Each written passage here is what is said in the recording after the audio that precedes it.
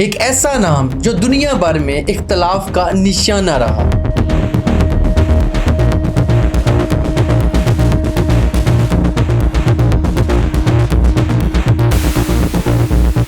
لیکن مسلم دنیا کے لیے ایک دور میں امید اور قیادت کی علامت تھا۔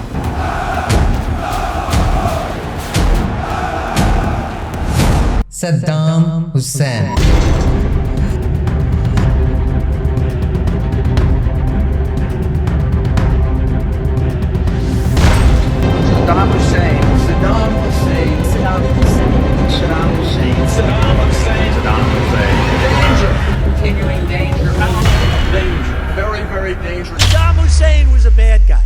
عراق کا وہ رہنما جس نے اپنی ساری زندگی اپنے ملک اور مسلم قوم کے لیے وقف کر دی، آج ہم اس کے بچپن سے لے کر آخری لمحے تک کی کہانی کو سمجھیں گے۔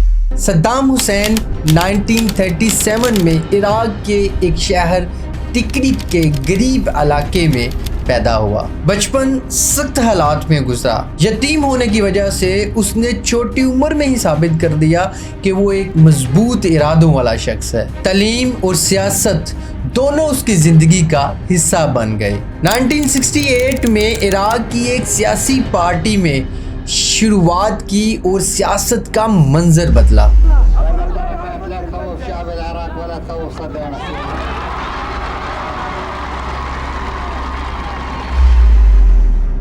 صدام حسین اپنی دانش مندی اور مضبوط ارادے کی وجہ سے لوگوں کے دلوں میں گھر کرتا گیا اور بڑی تیزی سے ابھر کر سامنے آیا۔ 1979 میں وہ عراق کا صدر بنا۔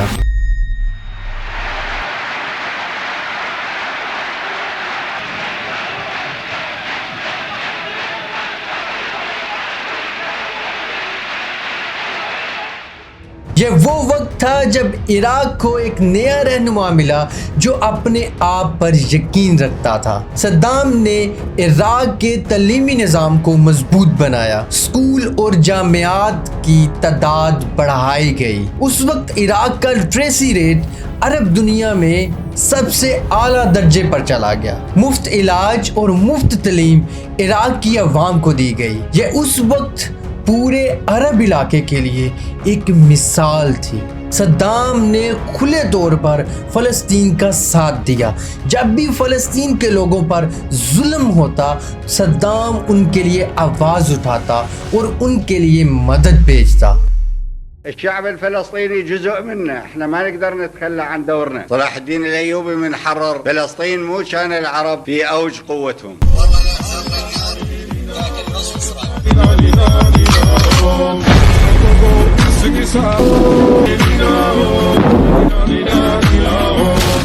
اس نے عراق کو ایک مضبوط لشکر بنا کر مسلم دنیا کے لیے حفاظت کا نشان بنایا۔ تیل اور معدنیات سے جو پیسہ اکٹھا ہوتا اس کو صرف ایلیٹ کلاس کے لیے نہیں بلکہ عام عوام کے پروجیکٹس اور ان کے بنیادی ڈھانچے پر خرچ کرتا تھا۔ 1980 سے 1988 تک صدام نے ایران سے جنگ لڑی اور یہ جنگ مختلف لوگوں کے مختلف رویوں کی زد میں رہی، لیکن اس نے عراق کو ایک مضبوط لشکری قوت بنا دیا۔ 1990 میں صدام نے اپنی فوج کویت میں بھیجی، جس کے بعد گلف جنگ ہوئی۔ اس کے بعد عراق پر مختلف پابندیاں عائد کر دی گئیں، لیکن صدام اپنے ملک کے لیے کھڑا رہا۔ صدام وہ رہنما تھا جو کھلی آواز میں امریکہ اور اسرائیل کے خلاف بولتا تھا۔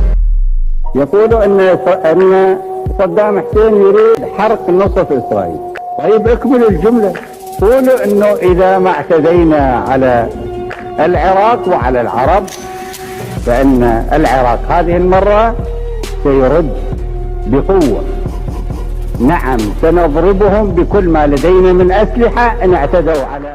اس نے دعوے سے کہا کہ ہم مسلم دنیا کے حق کے لیے کھڑے ہیں۔ یہ بات مسلم عوام کے دل کو چھو جاتی تھی۔ 2003 میں امریکہ نے عراق پر حملہ کر دیا۔ صدام کو گرفتار کر کے مقدمہ چلایا گیا۔ US troops captured Saddam Hussein. This ended an 8-month-long manhunt. Saddam Hussein was put on trial. 30 दिसंबर 2006 में सद्दाम हुसैन को फांसी दी गई।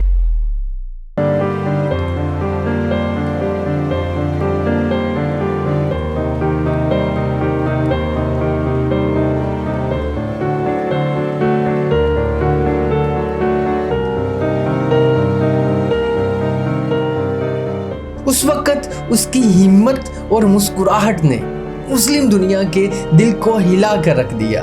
आज भी बहुत से लोग उसे शहीद और मजबूत मुस्लिम रहनुमा के तौर पर याद करते हैं। सद्दाम हुसैन की जिंदगी एक मिसाल है, एक ऐसा रहनुमा जो मुस्लिम अवाम के लिए खड़ा रहा, चाहे पूरी दुनिया उसके मुकाबिल में आ गई। उसने मुस्लिम कौम को ये पैगाम दिया कि अगर हौसला और जज्बा हो तो सुपर पावर के सामने भी खड़ा हुआ जा सकता है, खड़ा रहा जा सकता है। सद्दाम हुसैन एक ऐसा नाम जो हमेशा इस्लामी तारीख में याद रखा जाएगा।